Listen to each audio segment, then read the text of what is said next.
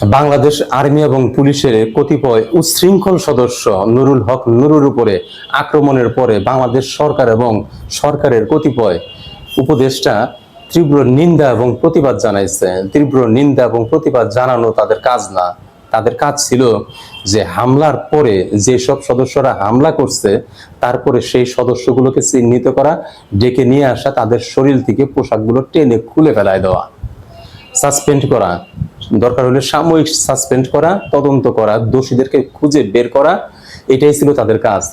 প্রতিবাদ এবং নিন্দা জানাবো আমরা তো কিছু করতে পারি না, এর চেয়ে বেশি কাজ আমরা করতে পারি না, তারা কেন এই কাজ করবে? করছে ভালো কথা, কিন্তু আমরা দেখতে চাই যে সব সদস্যরা সেদিন হাত তুলছিল নুরুল হক নুরুর উপরে, শুধু নুরুল হক নূর কেন, যার উপরে কোনো বাঙালির উপরে, কোনো বাংলাদেশের উপরে, এক ফকিরের উপরেও হাত তুলতে পারবে না আইন শৃঙ্খলা বাহিনীর সদস্যরা। এটা তো সন্ত্রাসীদের কাজ।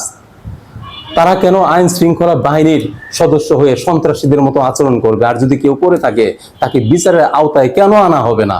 কেন শুধুমাত্র তীব্র নিন্দা এবং প্রতিবাদ জানিয়ে শেষ করবে? কেন ধরতে পারলো না এখন পর্যন্ত? ধরে বলতে পারতো যে আমরা এদেরকে ধরছি, তদন্ত করব, বিচার করব। তীব্র নিন্দা এবং প্রতিবাদ জানাচ্ছি।